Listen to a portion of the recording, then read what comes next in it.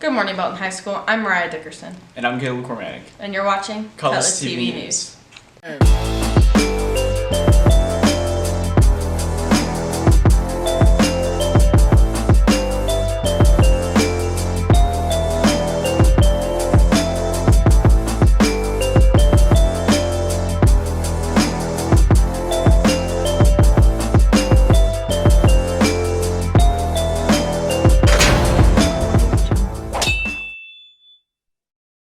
The year of 2021 had its highs and lows. Here are some stories to recap the year by Connor Sizemore, Larissa Lang, Jeffrey Jones, Caitlin Morrison, and Tyler Fulton.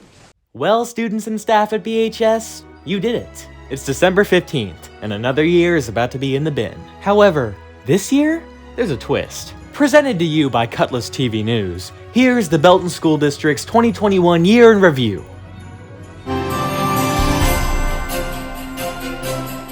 What's something special that happened to you in 2021? The special thing is that I graduated back in my home country, the Netherlands, and that I actually finished quite well, and next year I will try to go to college. In 2021, I got to start traveling again, and I changed jobs, and I got to go back to what I loved because I decided that my last job had too many obstacles with COVID, and I was pretty excited to go back to the classroom. 2021 has been a much better year because all of our students are back and we have live theater with audiences, and I think probably the best thing that's happened so far has been the musical Cinderella. And we got to have a packed house for that. It was awesome. It was a great show. Theater is back and I'm ready to see what the rest of this year will bring. 2021 was a pretty good year for me. Summer was great. I got to spend a lot of time with friends. I had a lot of freedom. I got to travel places to play baseball, which I'm very lucky to be able to do. I went back to school. I took a break off school, so I went back to school, so that was pretty cool. And in the cafeteria, we've made a lot of new recipes this year, and the serving's way different than what it's ever been. My daughter started college as a freshman, and my son started high school as a freshman. That means he's getting his permit this year. Something special that happened to me personally was I made it into the all-district mixed choir this fall, and I was able to go participate that at William Jewell College, and I got to sing with about 100 of the best singers in the KC metro area. Well, for one, I joined the debate team, and in my piece, evolved a lot over the years from an info to a prose, and yeah. Something special that happened to me was I got to be in Cinderella the musical, and being a part of the ensemble was just really fun, and being on stage was one of the most fun parts about my 2021. My family got a new dog, Zeus, and he was a rescue. Would you say that 2021 was overall a good year? Why? 2021 really was more about making friends and family in the school. I would say that 2020 was really challenging for, I would say, just teaching in general. And in 2021, I feel like my renewed sense and spark of why I'm doing this has kind of been there for me. So I would say 2021 has been the spark that I needed in my early teaching career, and so that's been refreshing. I would say it was a really good year because people can actually go out and do things that they want to do. I feel like in past years, people didn't really take advantage of the fact that we actually had opportunities like activities, classes, friends. And this year, I've seen a lot more people actually socializing and kind of take risks. Like even with myself, I'm a lot more interested in talking to people that normally I wouldn't, and yeah. Well, 2021 was a rough year. However, I lost my dog for 3 weeks. And he came back, which I would say is a positive thing. I'm glad we're back together in school, but I think a lot of the behaviors that we've learned we have to relearn kind of how to live in a society. Simple things from, closing your computer when you're listening to someone or putting your phone down have been forgotten because we've been so used to living in the Zoom world where we can just have something going on to the side of our computer while we're talking. It was not a good year. The COVID and the craziness with school. 2021 was a hard year, to be honest, but it was kind of cool. I feel like this year I've got to know on a more personal level all my students that are kind of did different things than they did in the past. For instance, I had a student who was in a freshman small classes last year that was really good at making films and had a really creative YouTube channel. And those are things with the bigger classes and stuff before. I don't think I might not have got to know him as much and get to follow his work. So it was really cool to kind of get into that and see all that and learn about him and what was going on there. I had some other students that were real good in other aspects, and I really got to meet them and get to know them because we had the smaller classes. We got to do things like walk around the school and take breaks and go outside. It was really fun and great for me as a teacher and as a person to learn and see those kids and grow and get to know people a lot better. Using the data taken from our small sample of interviews, it can be concluded that 2021 scored a 40% on Rotten Tomatoes. With Caitlin Morrison, Jeffrey Jones, and Larissa Lang, I'm Connor Sizemore, and you're watching Cutlass TV News. Main Street in Belton this year looks much different than years past and is decked out for the holiday season. It features weekly entertainment for families in the area. For more about this celebration, here's Mariah Dickerson, Gio Mack, and Josh Middlestat. Belton Mayor Norman Larkey discusses the significance of the Main Street Christmas tree this year.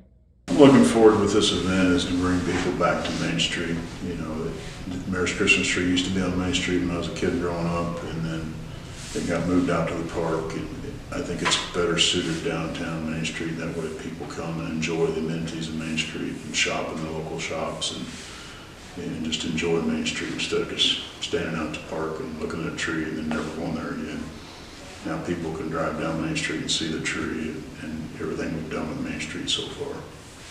I think the event will benefit the city by showing Main Street off again and showing people what Main Street has done in the past few years.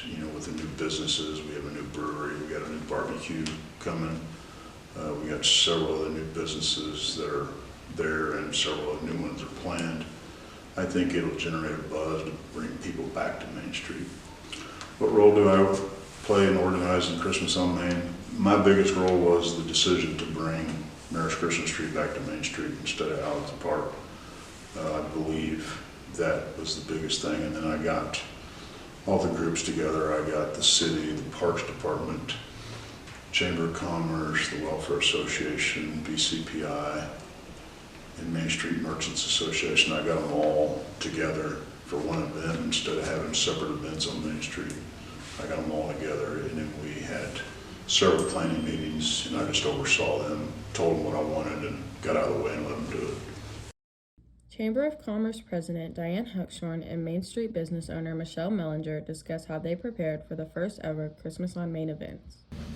Pretty much everything, to be honest. Yeah, the role I play at Christmas on Main is I'm helping as the representative from downtown Belton, Main Street to help with that. And Diane and I have just organized all the groups sort of so that everybody is contributing and everybody's getting to put in their ideas into this event.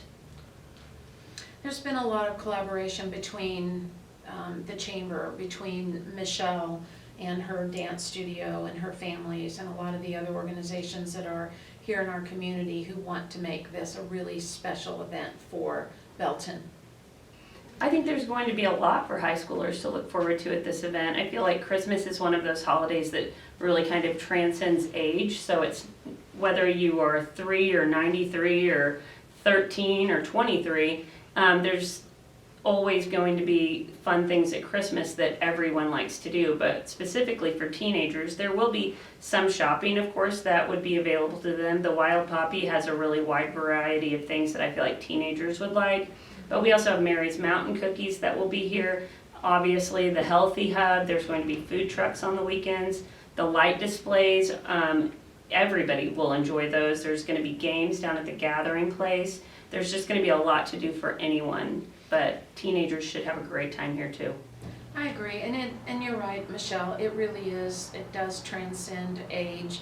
No matter what age you are, being part of Christmas with your family is what it's all about. We're also doing a community night of prayer, certainly open to everybody in the community. We'll be in the gathering space, which is called Candy Cane Lane. Come down and say a prayer for the community that night. Enjoy the sights, enjoy the lights. Terrace will be open, serving food throughout this event. And like Michelle said, lots and lots of entertainment, and of course cookies at Mary's. No matter what your age, you like cookies at Mary's Mountain Cookies. With Josh Middlestat, Gio Mack, and Mason Fulton, I'm Mariah Dickerson for Cutlass TV News. For this month's recipe, the ProStar 1 class is featuring pumpkin crumble muffins. For how to make the recipe, here's Mason Fulton and Chase Thomason.